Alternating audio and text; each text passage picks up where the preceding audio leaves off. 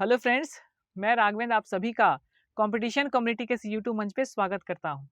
आज हम लोग अनुसूची 5 और 6 पर चर्चा करेंगे। जो अनुसूची 5 है, अनुसूचित और जनजातीय क्षेत्रों के प्रशासन व नियंत्रण के बारे में उपबंध करता है, जो पूरे भारत में विस्तृत है। देखिए, हमारा जो संविधान है, वो समानता और इक्वलिटी वगैरह की बात करता है। मगर आप देखिए हमारा जो भारत है वो विविधताओं का देश है। यहाँ पर बहुत सारे समुदाय के बहुत सारे लोग रहते हैं जिनकी अलग-अलग संस्कृति और विविधता है।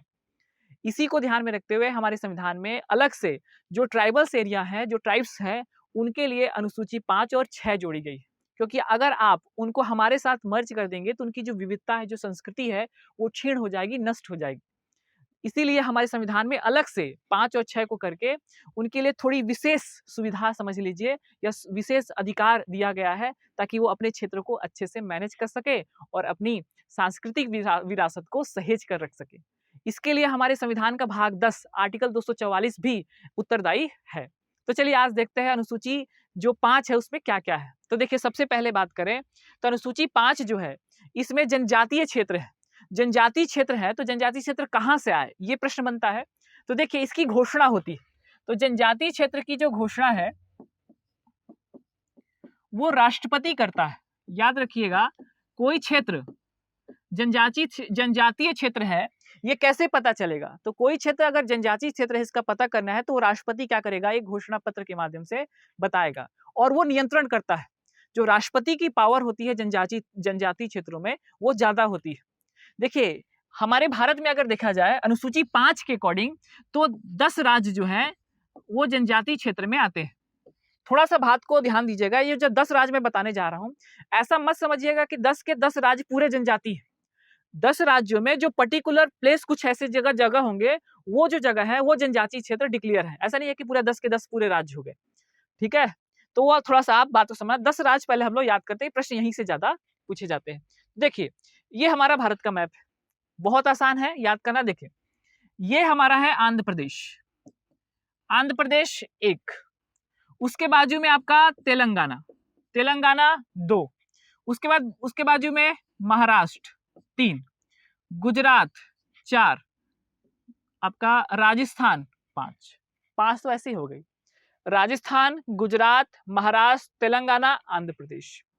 उसके बाद इसके बाजू में सबसे जनजाति तो यहीं रहते हैं, एमपी, मध्य प्रदेश 6, उसके बाजू में छत्तीसगढ़ और उसके बाद आपका उड़ीसा, इधर आपका झारखंड और लास्ट में आपका हिमाचल प्रदेश। तो गिन लीजिए, हिमाचल प्रदेश 1, राजस्थान 2, गुजरात 3, महाराष्ट्र 4, तेलंगाना 5, आंध्र प्रदेश 6, उड़ीसा 7, छत्तीसगढ़ 8, एमपी 9 और झारखंड 10। तो 10 ऐसे राज्य हैं जो अनुसूची 5 में शामिल हैं। कभी ऐसे पूछ देता है कि निम्न में से कौन सा राज्य जनजातीय क्षेत्र में शामिल नहीं है। तो आपको अच्छे से याद करना है कि ये जो क्षेत्र दिख रहा है, जो ये मध्य भारत का है और आखिरी में इधर जो फेंकाया हुआ दिख रहा है ये हिमाचल प्रदेश, ये भी आपके जनजातीय क्षेत्र में आता है। तो इसका मतलब ये पूरे नहीं है। इन जैसे राज्य है इसमें कुछ जो पर्टिकुलर प्लेस होंगे उसकी घोषणा जो है राष्ट्रपति ने करके उस क्षेत्र को जनजातीय क्षेत्र डिक्लेयर कर दिया है। ऐसे करके याद रखना है।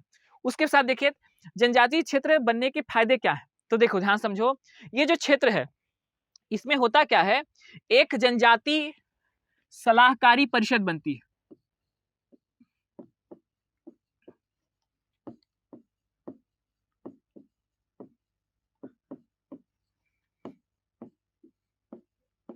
देखिए जनजातीय जो क्षेत्र होते हैं वहां पर एक परिषद बनाई जाती है, एक आपका कमिटी बनाई जाती है जिसका नाम है जनजातीय सलाहकारी परिषद। इसकी जो स्थापना इसके लिए राष्ट्रपति बोलता है और सब इसका कर्ता धर्ता है जो वो राज्यपाल होता है। इसमें मैक्सिमम जो है 20 मेंबर्स हो सकते हैं, ज्यादा से ज्यादा 20 सदस्य इसमें हो सकते हैं। ध्यान देने वाली बात है कि इसके जो 3/4 सदस्य यानी 75% जो है वो वहां के विधानसभा में चुने जाने वाले जनजातीय क्षेत्रों के सदस्य होते हैं। कहने का मतलब है कि वहां भी तो विधानसभा होगी। जैसे मान लेते हैं, एक एग्जांपल लेते हैं, एमपी ले लेते हैं, छत्तीसगढ़ ले लेते हैं। तो विधानसभा में जो विधानसभा सीट में ट्राइब्स के लिए जो रिजर्व सीट होंगी, वहां के जो विधायक आएंगे वो इस जनजातीय जो सलाहकारी परिषद है उसके मेंबर होंगे 75%। और जो बाकी 25% बन गए बच गए, वो जो मेंबर है वो राज्यपाल जो है मनोनीत करती है। तो थोड़ा सा इस बात को ध्यान रखना है। अच्छा, क्या काम करते हैं ये? तो उस क्षेत्र में जो डेवलपमेंट के कार्य हैं, जो उनकी संस्कृति है, जो उनकी विरासत है, जो उनकी बोली, भाषा, लिपि है, उसको सहेज कर रखने का काम करते हैं। उनकी जो परंपराएँ हैं, जो रूढ़ियाँ हैं, उसको सहेज कर रखते हैं। तो ये मुख्य उनके डेवलपमेंट का कार्य है। राज्यपाल जो है वार्षिक रिपोर्ट राष्ट्रपति को देता है कि हाँ, ये लोगों ने इतना-इतना काम किया। राष्ट्रपति अगर चाहे तो बीच में भी, साल के बीच में भी ये रिपोर्ट मँगवा सकता है। तो ये मुख्य रूप से आपके अनुसूची 5 जो है इसमें ये सब चर्चा की गई है। तो थोड़ा-सा अलग है ताकि जो हमारे जनजाति भाई-बहन हैं वो ऊपर उठ सके। इसको याद रखना है।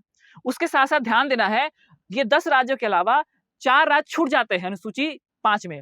असम, मेघालय, त्रिपुरा, मिज़ोरम। ये जो 5 राज्य हैं, ध्यान दीजिएगा, इनका जिक्र जो है अनुसूची 6 में है। अनुसूची जो 6 है इसमें कहते हैं असम, मेघालय, त्रिपुरा और मिज़ोरम के जो जनजातीय क्षेत्र हैं उनका प्रशासन, जैसे मैंने आपको याद करवाया था AMTM, अगर आपको याद हो पहली क्लास तो AF सुबह शाम ऐसे करके याद करवाया था। ए से हो गया असम, मेघालय, त्रिपुरा और मिज़ोरम के जो जनजातीय क्षेत्र हैं उनका प्रशासन ये किसमें है? तो अनुसूची 6 में। अब देखो थोड़ा सा मैप से थोड़ा समझ लेते हैं किसकी बात कर रहे हैं। यहां पर है ये आसाम, इसके नीचे है आपका मेघालय, इधर हो गया त्रिपुरा और नीचे हो गया मिजोरम। ये जो 4 जनजातीय क्षेत्र हैं उनका अलग से शेड्यूल बनाया गया, शेड्यूल 6। अब आपके मन में प्रश्न आ रहा होगा कि सर अनुसूची 5 में भी तो रख सकते थे, तो क्यों इसको अलग से हम लोग 6 में रखें? तो थोड़ा सा ध्यान दीजिएगा, ये जो है ये थोड़ा सेंसिटिव है, ये बॉर्डर भी टच करते हैं और ये थोड़ा स्टार्टिंग में हमारा बहुत सेंसिटिव एरिया रहा है। तो इनके जो जनजाति है इनको थोड़ी और ज्यादा सुविधा दी जाती है। ठीक है, शेड्यूल 6 में मैं एक एग्जांपल बता रहा हूँ, बहुत सारी सुविधाएं। जैसे एक है, जैसे शेड्यूल 6 में जो स्टेट होते हैं वहां पर लैंड एक्विजिशन जो होता है वो बैन होता है, मतलब आप बाहर से जाके जमीन खरीद नहीं सकते।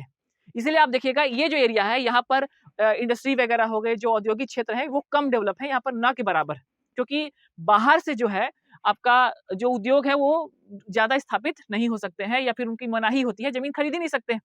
तो ये अनुसूची 6 आपको याद रखना है। यहाँ पर जो है गठन होता है उसका नाम है डिस्ट्रिक्ट काउंसिल, जिला सलाहकारी परिषद।